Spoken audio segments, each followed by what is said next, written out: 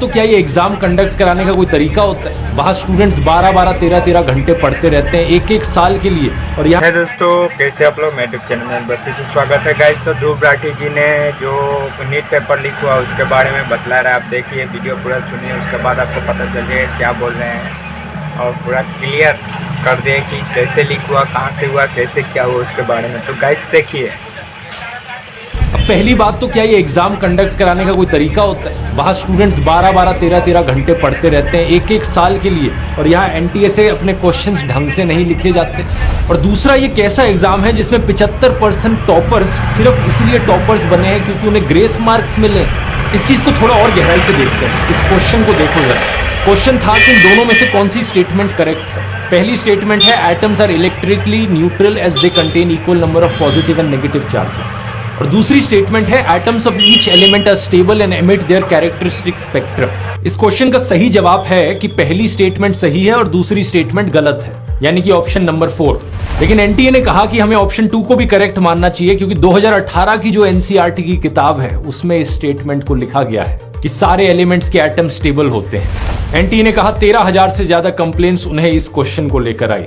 लेकिन क्या इस रीजन की वजह से गलत आंसर को सही कर देना सेंस बनाता है? क्योंकि 2018 के बाद से जितनी भी एनसीईआरटी की किताबें छपी हैं उन सब में इसको करेक्ट कर दिया गया था। और दूसरी बात, ये एक बड़ा ही सिंपल और लॉजिकल सा फिजिक्स का क्वेश्चन है जिसका जवाब एक 10th क्लास के बच्चे को भी पता होगा। तो सवाल ये उठता है कि ये कौन से बच्चे हैं जो 6 साल पुराने एडिशन की किताब को पढ़ रहे हैं और उनके लिए यहाँ पर ग्रेस मार्क्स दिए गए। तो ये है एनटीए के 3 अलग अलग कारण, सारे के सारे फैक्चुअल और लॉजिकल लूप होल से भरे हुए। अगला सवाल ये उठता है कि ये 6 टॉपर्स कौन हैं जिन्हें ग्रेस मार्क्स दिए गए टाइम की कमी की वजह से? क्या ये सारे 6 टॉपर्स एक ही एग्जाम सेंटर से बिलोंग करते हैं? ये पॉसिबल है। ये 6 टॉपर्स उन 1563 स्टूडेंट्स का हिस्सा है जिन्हें लॉस ऑफ टाइम की वजह से ग्रेस मार्क्स दिए गए। और इनमें से कुछ स्टूडेंट्स ऐसे हैं जिन्हें 718 या 719 आउट ऑफ 720 मार्क्स मिल गए, जो कि टेक्निकली इम्पॉसिबल है मिलना, क्योंकि या तो आपको सही जवाब के +4 मिलेंगे या गलत जवाब के -1 मिलेंगे। तो नॉर्मल कंडीशंस में इस एग्जाम का स्कोर या तो किसी का 720 आ सकता है या 716 या 715 आ सकता है। 718, 19 पॉसिबल नहीं। ये 2 स्टूडेंट्स जिनको स्कोर मिले ये भी उसी झज्जर सेंटर के हैं जिससे 6 टॉपर्स निकले हैं। जब एनटीए से पूछा गया कि उन्होंने ग्रेस मार्क्स क्यों दिए तो उन्होंने कहा कि कई पेटिशंस फाइल करी गई थी नीट 2024 के कैंडिडेट्स के द्वारा high court of Punjab and Haryana के सामने। उन स्टूडेंट्स ने कहा था कि उन्हें लॉस ऑफ एग्जाम टाइम देखने को मिला, तो इसकी वजह से एनटीए ने उन्हें ग्रेस मार्क्स दिए। और ग्रेस मार्क्स देने के लिए उन्होंने सुप्रीम कोर्ट की 2018 की एक जजमेंट का इस्तेमाल किया था। उस जजमेंट के अनुसार एक स्टैंडर्ड मेथड को नॉर्मलाइज करके यहाँ कैलकुलेट किया जा सकता कि लॉस टाइम के लिए कितने ग्रेस मार्क्स दिए जाने चाहिए। लेकिन अब यहाँ पर बात ये उठी कि 2018 की जो जजमेंट थी ये CLAT एग्जाम, लॉ के एग्जाम को लेकर थी। और इस जजमेंट को इस कैटेगरी में लिखा गया था, admission to educational institutes other than medical and engineering. यानी कि ये क्लियरली लिखा गया था कि इस जजमेंट को इस्तेमाल नहीं किया जा सकता इंजीनियरिंग और मेडिकल एग्जाम्स के लिए। तो सवाल ये कि एनटीए ने कैसे इसे इस्तेमाल कर लिया, एग्जैक्टली कितने ग्रेस मार्क्स दिए गए हैं यहाँ पर, एग्जैक्टली कौन से फॉर्मूला का इस्तेमाल किया गया है, और अगर सही में लॉस ऑफ टाइम देखने को मिल रहा था तो 10-20 मिनट क्यों नहीं एक्सटेंड कर दिया गया एग्जाम को?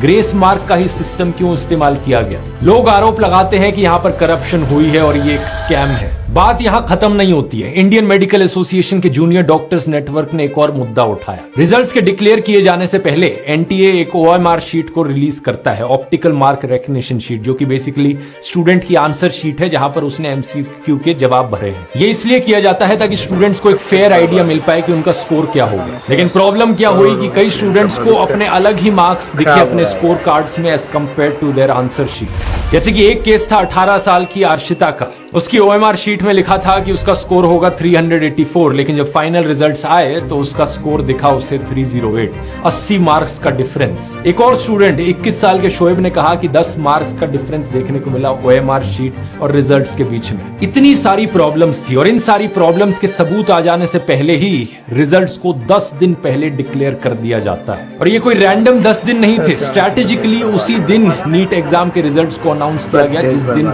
इलेक्शन रिजल्ट्स भी आए। 4 जून जून का दिन जिस दिन सारा मीडिया बिजी था इलेक्शंस को कवर करने में। क्या इलेक्शन के शोर शराबे के बीच में यहाँ एक स्कैम को छुपाने की कोशिश करी जा रही थी? सवाल बहुत सारे हैं और अब तो सुप्रीम कोर्ट भी एनटीए से जवाब मांग रहा है। सुप्रीम कोर्ट ने कहा है the sanctity of the exam has been affected, so we need answers.